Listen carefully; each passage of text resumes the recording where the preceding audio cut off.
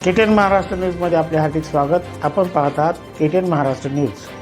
काही ठळक बातमी। गायरान जमीन घोटाळा प्रकरण, ग्रामसेवकाच्या चौकशीसाठी माहूरमध्ये आमरण उपोषण, गटविकास अधिकाऱ्यांच्या आश्वासनानंतर आंदोलन मागे। माहूर प्रतिनिधी। माहूर तालुक्यातील मौजे आष्टा येथील गायरान जमिनीवर बेकायदेशीरपणे मालकी हक्क देण्याचे आमिष दाखवून भ्रष्टाचार केल्याचा आरोप असलेल्या तत्कालीन ग्रामसेवकावर कारवाईसाठी पुकारलेले आमरण उपोषण अखेर दुसऱ्या दिवशी मागे घेण्यात आले। गटविकास अधिकाऱ्यांनी उपोषणकर्त्यांना लेखी आश्वासन दिल्यानंतर हे आंदोलन स्थगित करण्यात आले। नेमके प्रकरण काय?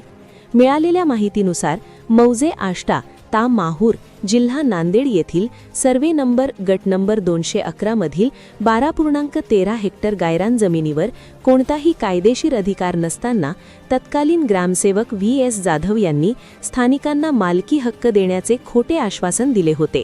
यासाठी त्यांनी प्रति व्यक्ती 50,000 रुपये घेतल्याचा गंभीर आरोप करण्यात आला आहे। महाराष्ट्र जमीन महसूल संहिता 1966च्या कलम 20, 26 आणि 36 चे उल्लंघन करून गाव नमुना 8 वर चुकीच्या नोंदी केल्याचेही निवेदनात नमूद करण्यात आले आहे। प्रशासकीय दिरंगाई आणि उपोषण। या भ्रष्टाचार प्रकरणी ग्रामसेवक जाधव यांना निलंबित करून त्यांची चौकशी करावी या मागणीसाठी शिवराज प्रेमसिंग राठोड यांनी 28 फेब्रुवारीपर्यंत प्रशासनाला मुदत दिली होती। मात्र प्रशासनाकडून कोणताही प्रतिसाद न मिळाल्याने त्यांनी 1 मार्च 2024 जागतिक नागरी संरक्षण दिनपासून तहसील कार्यालयासमोर आमरण उपोषण सुरू केले होते। 2 मार्च रोजी उपोषणाचा दुसरा दिवस असूनही सुरुवातीला प्रशासनाने दखल न घेतल्याने स्थानिक नागरिकांमध्ये संताप व्यक्त केला जात होता। बीडीओंच्या भेटीनंतर उपोषण स्थगित। उपोषणाची दखल घेत अखेर माहूरचे गटविकास अधिकारी श्री ज्ञानेश्वर टाकरस यांनी उपोषणस्थळी भेट दिली। त्यांनी उपोषणकर्ते शिवराज राठोड यांच्याशी सविस्तर चर्चा केली आणि या प्रकरणाची सखोल चौकशी करून संबंधितांवर योग्य कारवाई करण्याचे लेखी आश्वासन दिले।